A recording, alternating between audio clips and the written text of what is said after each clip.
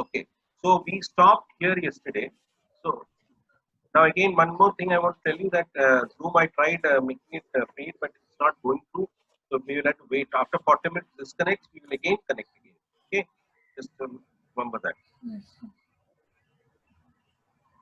Now the next part of this is the most important thing. So we have learned what is the resident, and one more thing, just want to complete this. When it comes to these two categories, what are those two categories? For an Indian citizen who leaves India during the relevant previous year for the purpose of employment or as a member of an internship, then what happens for the first check, category A? No need to check this. That is only 182 days check has to be done. Because see, if you look at it, this 182 days is more available, right? But this one, even in 60 days, he gets caught as a resident. So, as a Indian, as a person who, which one will you prefer? Will you want to become a resident or non-resident? No. Anybody? You want to become a No. resident or a non-resident? You are a Non-resident. citizen of India, mind you. Don't worry, your passport is not being taken away. But do you want to be a resident or non-resident? Non-resident. Resident only, right? No, Resident. the reason I'm telling you is that we do not look at a normal social context. You have to look at from the taxation point. If you're non-resident, most of your income is outside the tax levy. Therefore, we should be very careful that if you have an opportunity, we should be able to stay outside India. As far as you should become a non-resident, so that your global income doesn't get taxed. If you get an income in India, it's taxed. That's what we are going to look at now. Therefore, a person who is leaving India, he should take care that he's not in India for the year in which he's living for 182 days. If he is there, what happens? Suppose, for example, somebody is leaving India in the month of say December, right? Then what happens is that 182 days he has already been in India. So subsequent to that, he's going and joining a company in say Dubai or somewhere, and he's earning say 1 lakh rupees. Then all the 3 months, 3 lakhs will get taxed in India, even his interest because he's a resident. Therefore, it is always better to make sure that when you are leaving India, you are not for 182 days. Therefore, you should leave prior to somewhere in September. If you leave after that, it becomes a problem. That is why the 60 days check is not given to give a benefit for these people so that they don't get caught in this problem, those who are leaving. The 60 days is too short. And mind you, these 182 and all has been in the current budget, it has been changed. So at the moment, it is not applicable. For next year, it's going to change. They have made this 182 days into 120 days and so on. So therefore, they are making it more stringent to ensure that more and more people become resident rather than non-resident. So a lot of issues have happened because of which they are trying to bring more people into the ambit. Therefore, people have those who are outside, those who want to go out, like who leaves during the relevant previous year for the employment as a member of the group, they have got the benefit of 182 days. They will not get caught in that. Similarly, an Indian citizen or a person of Indian origin being outside India comes to India during the relevant previous year also gets that benefit. That means somebody is coming on leave, they are actually working outside, they can stay for 180 days, not beyond that. Then there is a problem. Therefore, how to manage it, we'll see it later. If at all he wants to stay for a longer period, we will look at it a little later. But now what we are going to look at is the most important part of this thing, how this residential status, that is resident and not resident, not resident, non-resident, how is it connected to the income? This chart is what is going to tell you. This is a chart. So let me just go through it. What are the items that we are talking about? Income, this is the most important thing. Huh? That part is simple. This is what you need to understand. If you have a problem, then you will get it. Income received or deemed to be received in India, whether earned in India or elsewhere. Mind you. So therefore, if it is received in India, whether he is a resident, not resident, non-resident, it is all taxable. Even if it is deemed to be received in India, whether earned in India or elsewhere. Now, therefore, we have to understand what is received, what is deemed to be received. That's what we are going to look at. Next, income which accrues or arises or deemed to accrue or arise in India during the previous year, whether received in India or out. Therefore, first one received, deemed to be received. Next one is accrue or deemed to accrue. Here received or deemed to be received. These are the key words that we need to understand. What are these representing? Okay. Now, even then, all the three cases is taxable.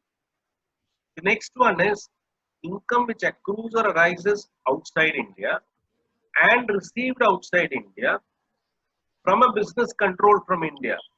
Therefore, accrued, see, there are three situations. One, two, three. What is the first one? It is deemed to accrue or arise in India. Whether you have received in India or elsewhere, it is. But here it is not like that. It is accruing outside India, received outside India, but for what? For a business control from India. Then what happens in these two cases? It is, yes, that means it is taxable. But for a non-resident, it's not taxable. Okay, so therefore we need to clearly understand that when you do a problem, it will be better. Now, next, income which accrues or arises outside India. They're similar to this, same. These 3 and 4 are same. Only difference is here is business control from India. This is from any other source, not from a business control from India. In that case, it is only taxable for resident, and all these two cases, it is not taxable. And the last one is what? Income which accrues. Hello? Yeah. Income which accrues or arises, outside India and received outside India during the previous year, preceding the previous year and remitted to India during the previous year. That means all this check of accruing, arising, etc., you would have checked in an earlier year. But and that time you have already checked. Only this year, if the money is coming to India, then there is no problem because we have already taken care for the taxation in the previous year. For example, in 2019, we've already checked whether it accrues is actually arising or accruing in the previous year outside India and received outside India also. In the previous year, prior to the previous year, this current year. It's not in 2019 somewhere. But this 2020, the money is coming to India. Then there's no problem. It will all be not taxed here because now it is only a method of coming back. The actual thing has happened. The deemed to accrue or arise in India and all that thing has happened in the previous year. At that time, we would have checked and taken according to these three cases. Which case it's coming, we would have checked. Either 2 or 3 or 4. So when we do the problem, we are going to identify each and every transaction under these categories. 1, 2, 3, 4. You have to identify that. Whichever one it's coming. In that case, it will be taken. Okay. Now let us, what is the highlight of this? Any income which is either received in India or deemed to be received in India is taxable in India. So if you look at it, received, if it is, then it's always taxable in India. Next, any income which is either earned in India or deemed to be earned in India is taxable. That is the second one, irrespective of the residential status. Third one, for a resident in India, for individual and HUF, etc., all global incomes, whether earned in India or whether received in India, whether earned, received in is taxable in India. That means if you look at it, resident cases all are taxable. Only the last case, because last case is not, it is already checked in the previous year. For all these cases, resident means everything is taxable. Okay.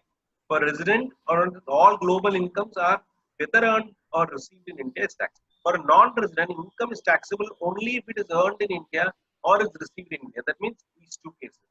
Only these two cases, it is taxable. This one and this one for a non-resident. For a not ordinary resident, income earned and received outside India will be taxable only when it is from a business profession controlled from India. So look at it.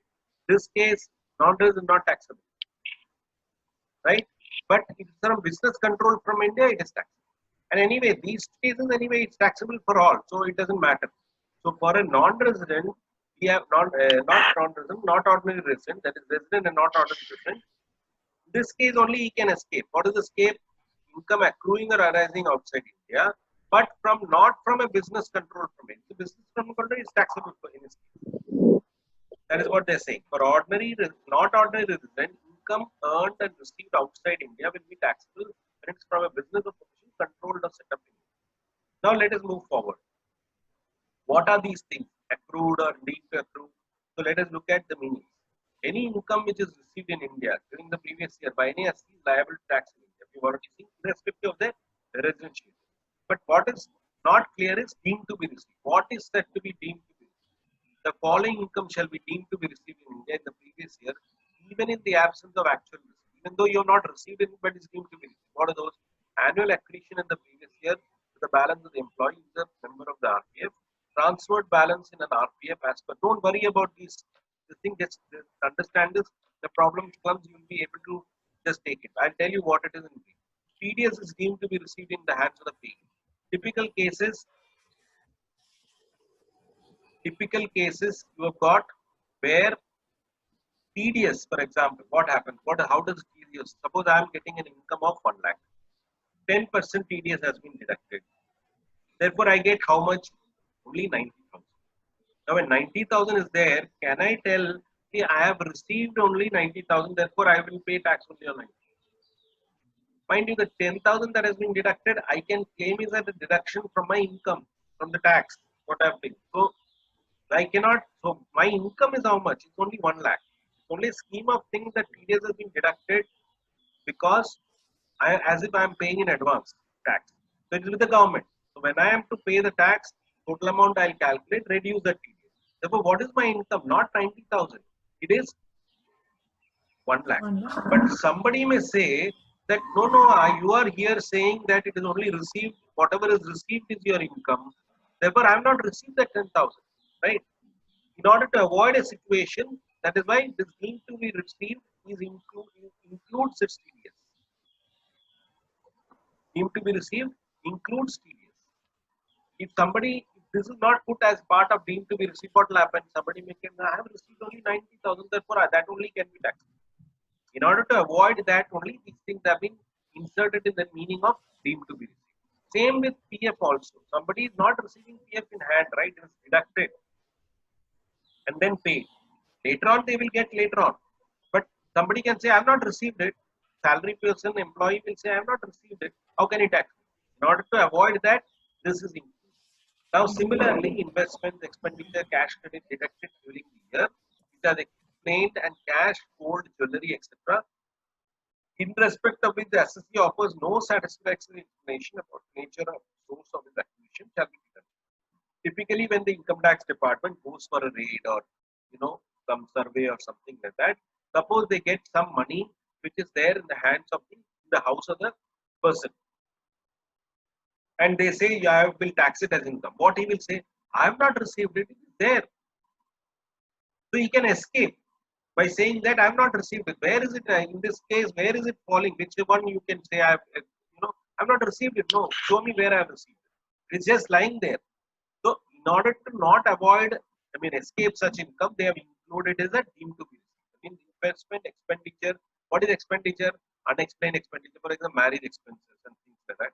It's all not from the record. Suppose going from the bank account of this guy, it's very clear about it. So those ones are where expenditure has been made by the person, but you can't see it physically. In order that they don't escape it, this is included. Expenditure, cash credit detected during the year, which was unexplained, and cash, gold, jewelry in respect of which income the SC offers no satisfactory explanation will be deemed to be received. Tax him. How can it be taxed? He'll say, I don't know gold, I don't know it is there, all I don't know it is. Therefore, if that is the case, then department cannot levy the tax because if you fail the test. What test we are talking about here? If you fail, therefore, in order not to fail, it has been included in deemed to be received. Similarly, let us look at meaning of income which accrue or arises in India. This is the other meaning. So, what are the things again? Income from a business connection. It includes a person acting on behalf of a non-resident who performs any of the following. He has and habitually exercises in India an authority to conclude contracts on behalf of a non-resident and habitually concludes contracts or habitually plays principal role leading to conclusion of contracts by the non-resident, and contracts are in the name of the non-resident and for the transfer of ownership of or for the granting of right to use. Basically, a non-resident outside, he's got a the agent here who is doing everything on his behalf. Therefore, this takes the character of the non-resident having a business connection. That is what is the meaning. Similarly, he has no such authority, but habitually maintains in India stock. Suppose non-resident is there, he's maintaining. He doesn't have any authority, but he's maintains stock. This agent, for which he regularly delivers goods on behalf of the non-resident. This agent, he's keeping stock for the non-resident. He habitually receives orders in India mainly for the non-resident or for non-residents under the same management, where a business is carried on to a person in India referred to in 1 above only, so much of the income as attributable to the operation carried out in the ship. So basically, what is business connection? Something like this arrangement. Non-resident saying, I'm not there. You understand? He's saying, I'm not there. But actually, some business is happening. Somebody on his behalf is doing this business. Right? So in that case, it will attract business connection because, as you said, if you look here, for a business connection, control from India, this one become, so even though it is not taxable, but this case, in the case of not ordinary resident, it will become taxable.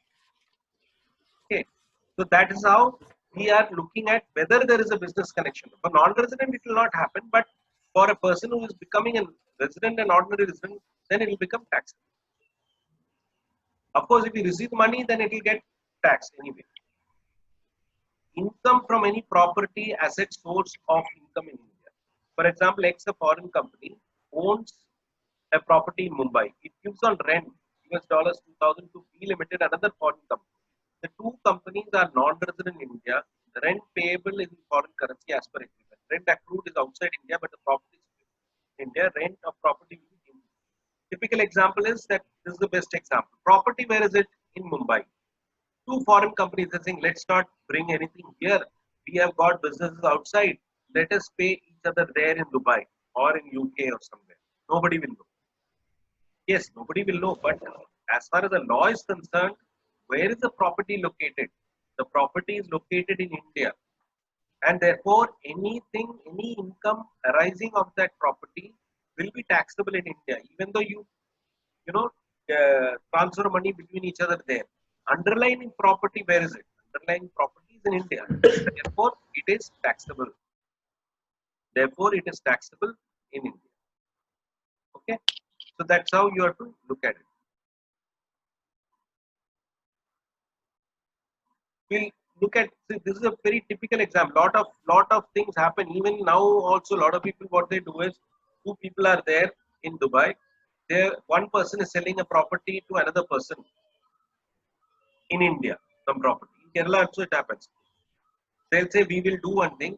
This is the amount. What I'll do is I'll give the value there in dirhams because you don't know it. You cannot escape tax there just because it has been transferred in dirhams there. It is taxable in India. You cannot escape. But then, who will know? That all is there, but that we don't have to consider. So what are we talking about? All these cases are, if you look at it, deemed to accrue, accrue or arise in India. This is what we are looking. These are all arising in India. Third one, income through the transfer of a capital. Just now, this is income only, property, rent only. But it is a sale of property, transfer of assets. The land is being sold and again it's being transferred there. Where is the capital asset located? It is in India. Therefore, it will be taxable in India. Income from salaries, service rendered in India. Again, it is taxable in India. Salary payable abroad by a government to a citizen of India, except allowances and purchases paid abroad as the exemption. That means Indian, say, foreign service employee, a person who is working in a foreign service of the foreign service department, like in the embassy or somewhere in UK or US, Indian citizen is working there. His salary is taxable, even though he's getting it there.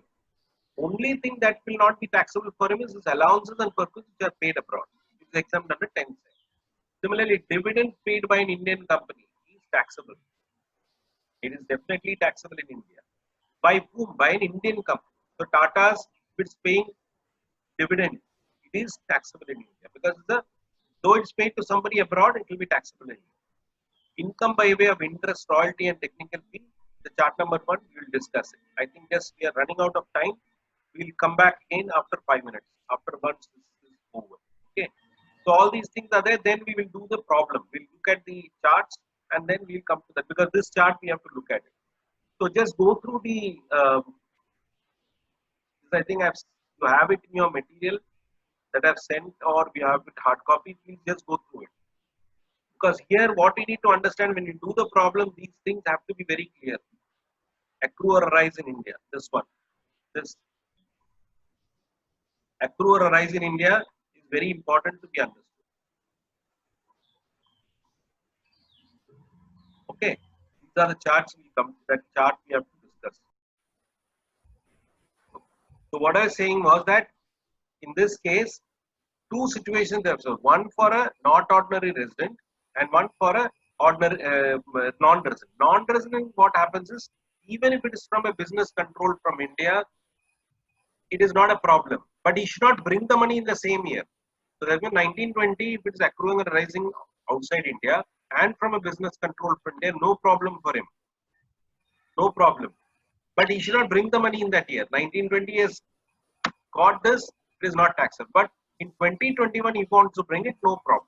But for a resident, an ordinary, not ordinary resident, what is happening? It cannot be from a business control from India. It should be business control outside India.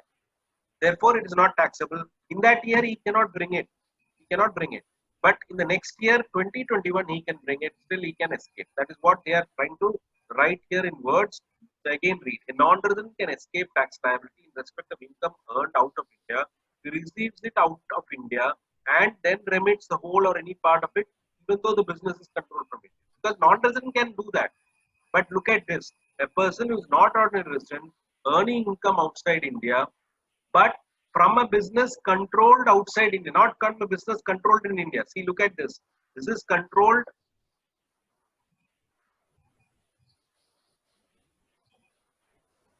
See this, look at this. This is business controlled from India. This is business controlled outside India. If for a not ordinary resident, it's business controlled, it will get taxable. So that this thing doesn't come. Then can avoid taxable, he receives in that 1920, but remits it in the next year. This is a broad thing. Again, read it, then you will understand. So let us look at the next chart, which I told you here. We are saying that refer chart 1. So let us look at refer chart 1. Now here,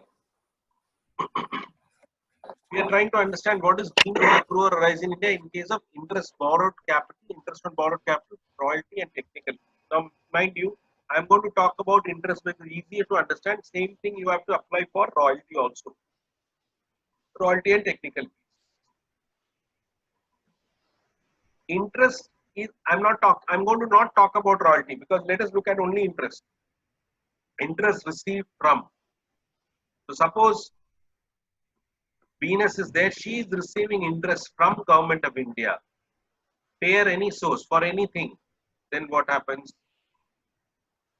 Yes, it is deemed to accrue or arise in India. It is deemed to accrue rising. That means if Venus is receiving interest from Government of India from any source, therefore it is deemed to accrue rising. Now let us look at next equation. If it is interest from a resident, Venus is receiving not from government, from Maria, who is a resident in India. What for? Why should she receive interest from Maria? Because Venus has given some money to her as a loan, for which Maria is paying interest. Are you clear with me? Interest. Venus has given us a loan to Maria, and Maria is paying her interest. And Maria is a resident in India. Maria is a resident in India. But in this case, you have to go further and see what did Maria use the money for. That loan that has been given, borrowed capital, is used for business outside India. And until Maria has used it, then it will not be deemed to accrue or arise in India. It will not be deemed to accrue or arise in India. But if Maria is used for any other purpose other than business outside India, then the interest which Venus is receiving is taken as deemed to accrue or arise. This way you have to understand. Same thing applies for royalty, mind you. right? I'll come to royalty and briefly I'll tell you, not now. Now let us look at the next situation.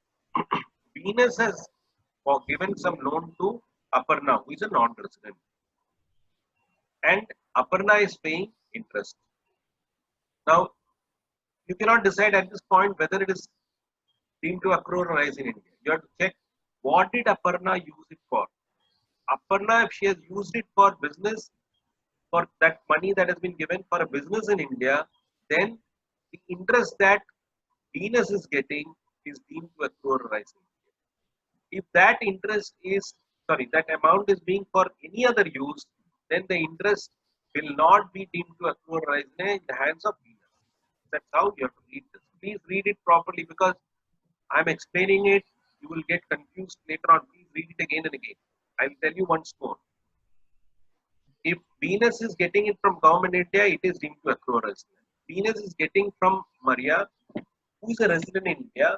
You cannot just take it as deemed to accrue as You have to see what did Maria use it for.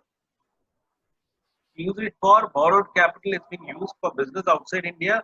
Then the interest that Maria is paying will not be deemed to accrue as India in the hands of Venus. If it is used for borrowed capital for any other purpose, yes, it will be taken as deemed to accrue or arise in India in the hands of Venus.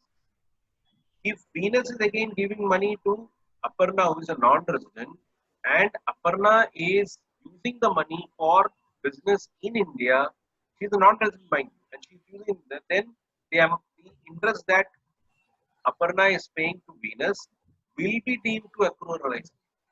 If it is she is using for any other purpose, then it will not be deemed to accrue rights.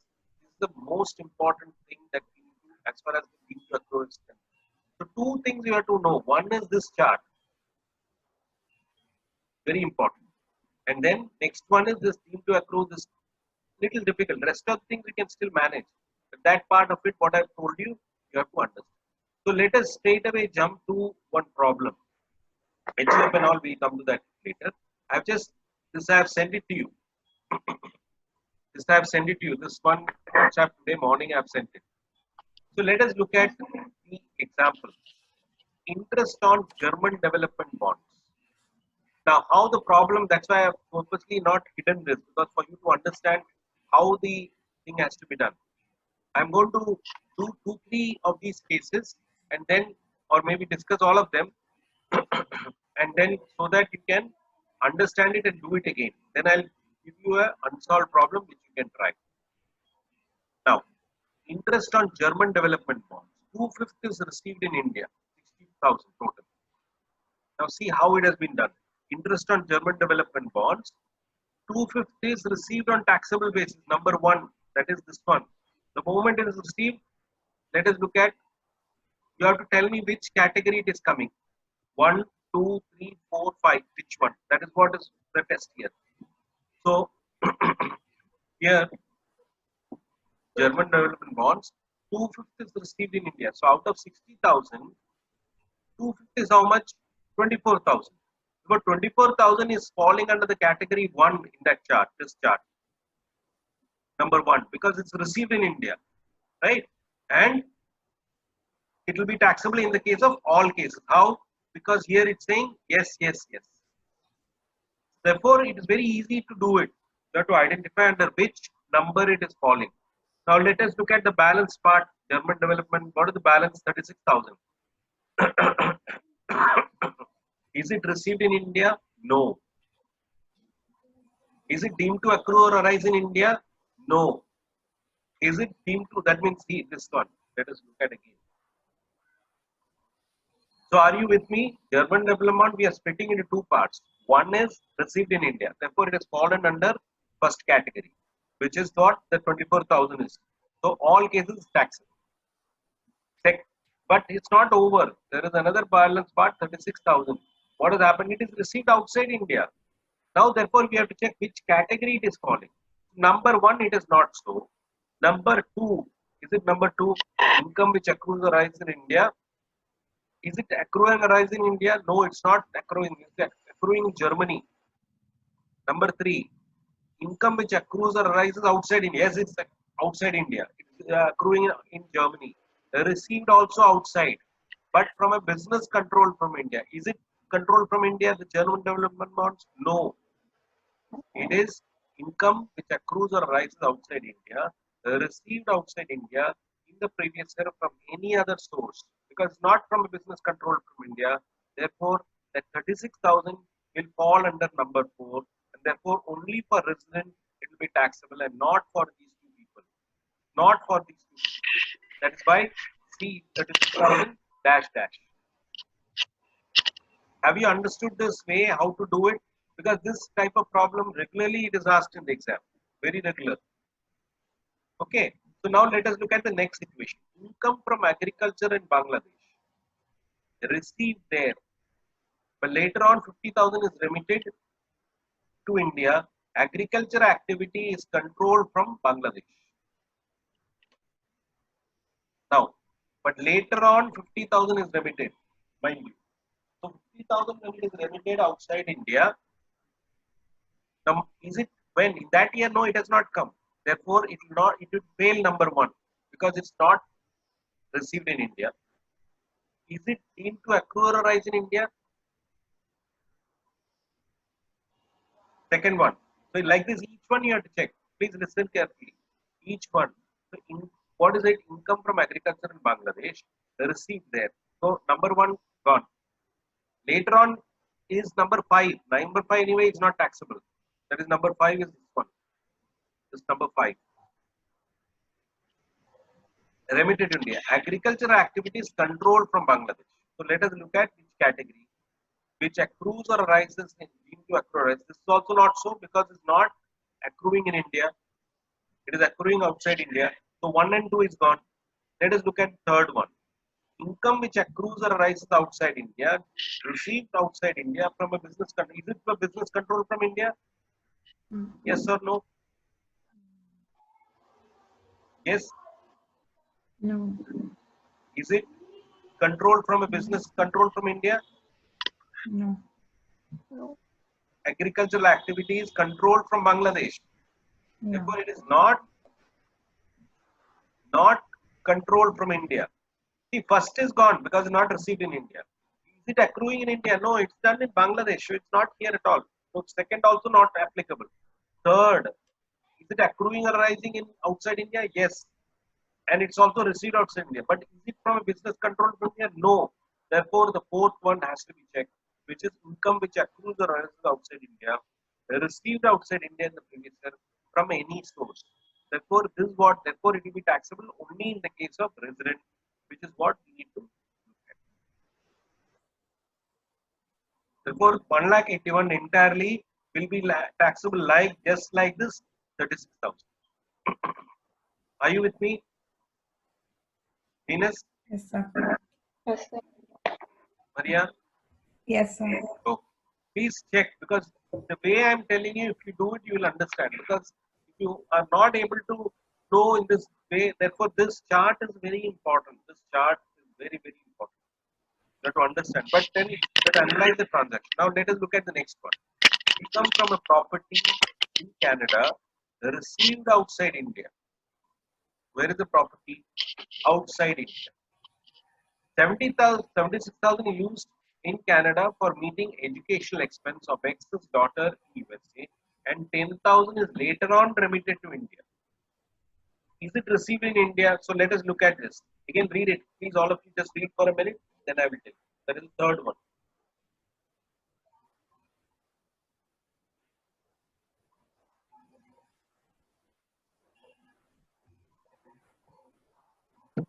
Varna, please unmute yourself.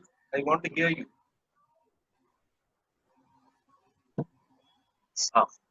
Are you able to wait? Unmute yourself. Mute. Can you hear me? Yes, sir. Okay. So read this third one. Income from property. Can you read it? Please read. In Canada, Please read received outside India. so that you don't sleep off. Read it. Income from property in Canada received outside in India. Rupees 76,000 is used in India, used in Canada for using for meeting educational expenses of of ex-daughters in USA, and rupees 10,000 is later on remitted remitted to to India. India. How much is it? 86. 86,000. Now let us check with this one by one.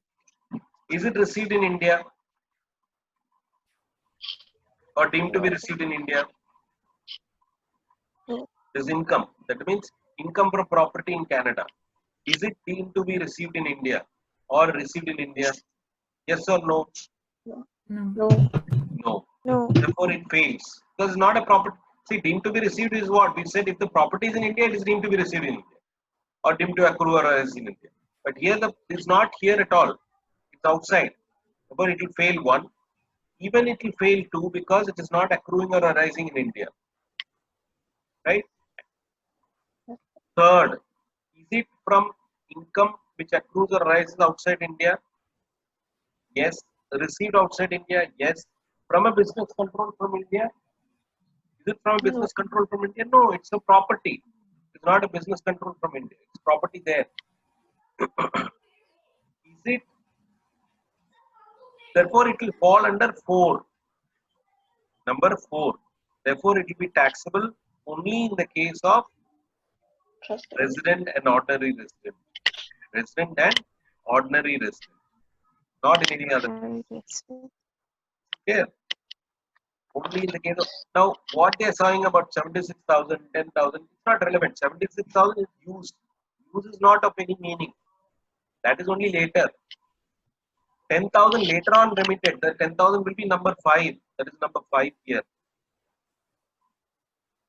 Again 5. Therefore, that is also not taxable. So it doesn't make sense. Here. Okay. Let's go to the next one. Venus, read the next one. Income earned from business in Kampala, Uganda, which is controlled from Delhi, 15,000 is received in India. Yes. So therefore, two parts are there. One is total amount is 65,000, but 15,000 is received in India. Like here, 15,000 is received in India. The moment it is received in India, what happens? It is falling under number 1. And number 1, all the 3 cases are taxable. Therefore, you have to split it up into 2 parts. Income earned in Kampala heading under that like this, German bond. 15,000 received in India on receipt basis. Therefore, 15,000, 15,000, 15,000 will be taxable. All cases. Now, what is the balance left? 65,000 minus 15,000. What is the balance? Venus, how much is the balance? 65 minus 15. I hope you don't need the calculator.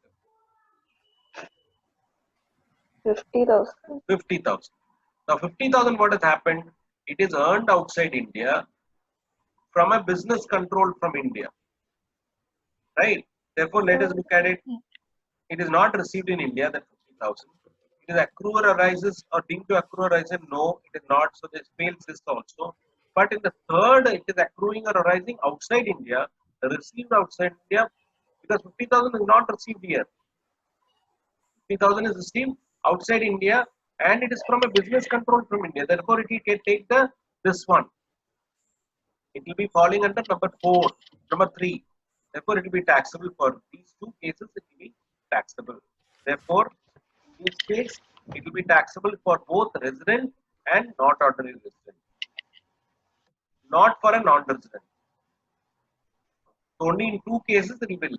So like this here 36 is there. Here also that 50,000, both cases 50,000 will come here. Here also 50,000 will come. Okay. Marie, read the next one.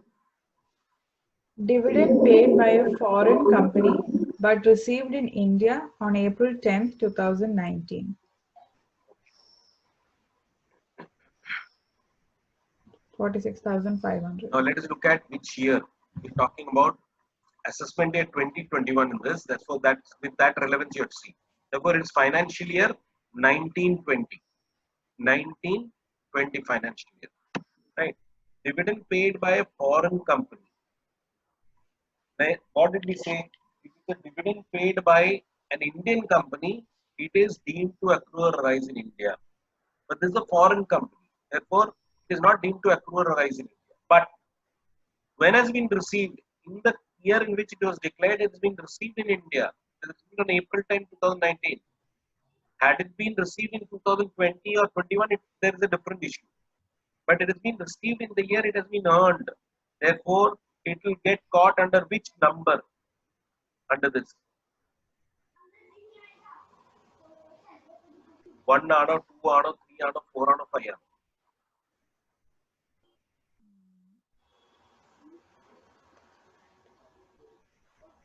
So 5 and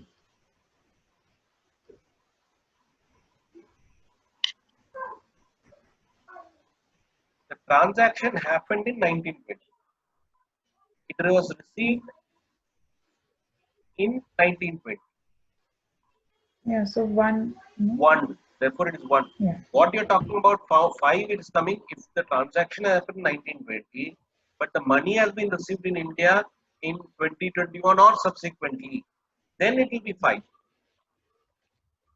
You understand?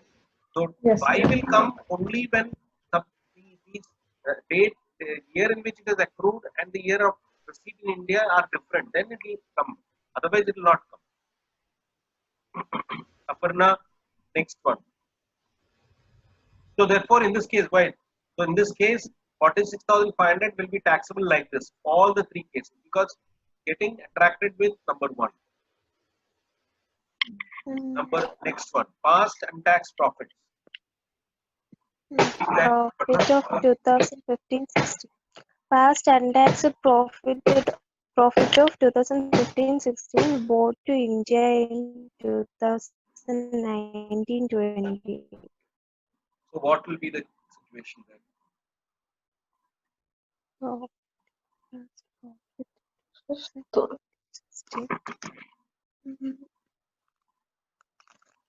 See, mind you, this is past. See, is it relating to the current year? When was it actually accrued or arisen? It has arisen in 15-16. In that year, we would have 15. tested whether it is taxable under which category or not. Now, what is happening in the year we are talking about? Unmute yourself. In the year in which we are talking about is 1920. Our Shana, that money has come. So it will be number which one under this? fifth one. 1 nano. Is it received in the current year? Is it received and deemed to be received in the same year? That is, നമ്മൾ ഈ വർഷം കിട്ടിയത് ഈ വർഷത്തിന് income ആണോ? It is not. It's of 15-16. Right? You are only receiving it now. Is it accruing in India? No. Is it accruing outside India? Yes. But it's not from a business. It's not relating to current year. It was accrued earlier year. It is only being received now. Therefore, it will get attracted under number 5. Past untaxed from 15-16. So, sir, it is untaxed then. That we don't have to worry now. That should have been buried in 15-16. Because it was untaxed doesn't mean that you have to bring it into tax now. Because money has been coming here now, but for relating to which year? Not 1920, it's relating to 15-16. Therefore, you don't bother about it. So it will be coming under category 5. Okay. Next. Venus, next. Profits from a business in Madras and managed from outside India. Yeah. Business in India is in Madras, managed from outside India. So which category it will come? Third one. 1 nano. Received or adne patti onnu paranjitilla. They are not told. Is it accrue or arise in India? Is it accrue or arise in India? Outside. Where is the business? Outside India. Madras. Madras. Is it in India? No. Yes or no? Yes. Chennai is the new name. Huh? Tell me, Venus. Yes, sir. Yes, it is in India. Therefore, it will fall under this second case. Income which accrues or arises or deemed to accrue or arise in India, whether received in India or not, it will get attracted in this. Therefore, it will be taxable in all the 3 cases. Okay. Maria, next one. Profits on sale of a building in India but received in Sri Lanka. Now, which category default? Is it received in India? Is it No. received in India? No. No. Therefore, No, one sir. will fail. Let us move Yes. further. Profit on sale of building in India. Will it attract number 2? That is number 2. Yes, sir. Yes, because Yes, sir. the property in India, Yes. whether received in India or elsewhere. Therefore, second case, all cases will be taxable. Next, pension from a former employer in India received in Rangoon. Next, Aparna, read the next one. Tell me the next one. I've read it. Tell me the next one. Pension from a Former former employer in employee India in India received in Rangoon. received in Rangoon.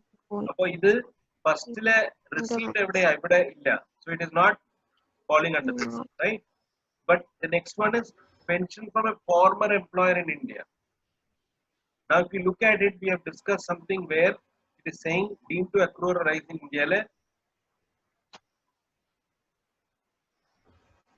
One of the things is salary income from salary if rendered in India. Now in this case, what has happened? It is pension, but it is from an employer in India. So it is coming under salary, but received in India. Therefore, it is deemed to accrue or rise in India. Therefore, it will be under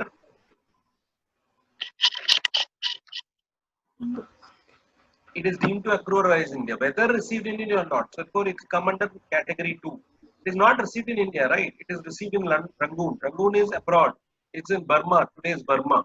The names are old, but you have to understand that it's not in India. Therefore, it is not received in India, but it is from an employer in India. So pension ആണെങ്കിലും former Indian employer ആണ്. Therefore, it will attract under this case because it is deemed to accrue or rise. Next, pension from a next one. Read next one. Who's Venus? Gift in foreign currency from a friend received in India on January 20, 2020. So in നമ്മുടെ 1920 year, gift has been received from a friend in India. Which category it will fall? 1, 2, 3. Which one? Is it received in India? Is it received in India? Yes. Yes. Therefore, it's taxable. Now there is another provision later on when we see gifts are generally exempt up to a certain level that we'll see. Look at it. But at the moment when you look at it, it is taxable. It is taxable when under category 1. Under category 1. So what I want you to do is do this, make the format like this and write like this each and every item. Wherever there is a breakup, you write like that and put the number. Which number? This number. 1, 2, 3, 4, 5. Like that, you put the number and send it to me. So that I can, and take the total of these columns, 3 columns. Take the total of these columns and send it to me. Is it clear? Try it out. Again, I will, if there is a mistake, I'll correct it. But I want you to understand this, try out the problem, and again, if you want, I'll again explain this. Because this is the most fundamental part of this. That is how we are connecting residential status and income. This is the only thing in there in this chapter. Rest are all very simple.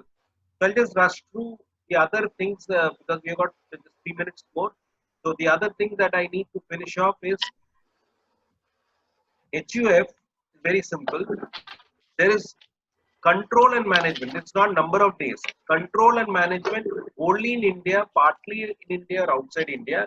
Then he becomes a resident. If it's wholly outside India, it becomes a non-resident. But you cannot stop there. There also there is a second check. What is second check? Whether the Karta is the main person. That condition which we learned 2 out of 10 and 730 days, it will be checked for the Karta. Because for the business you cannot do. For the HUF, it's not an individual or something like that. Therefore, we are for condition number 1, we are checking control and management. Only in India, partly in India, both cases resident. But the second condition we have to check Karta. If this satisfies, then the HUF is resident and ordinary resident. If this doesn't satisfy, it is resident but not ordinary resident. Of course, this is not this. Now let us look at partnership firms. Very simple. Here again, control and management only. The second check is not there. For resident and not ordinary resident and resident and ordinary, that's not there. Where you saw here, no, for the Karta. Karta had a condition, but this is not there here. Whereas, so here only this check, only condition A has to be checked.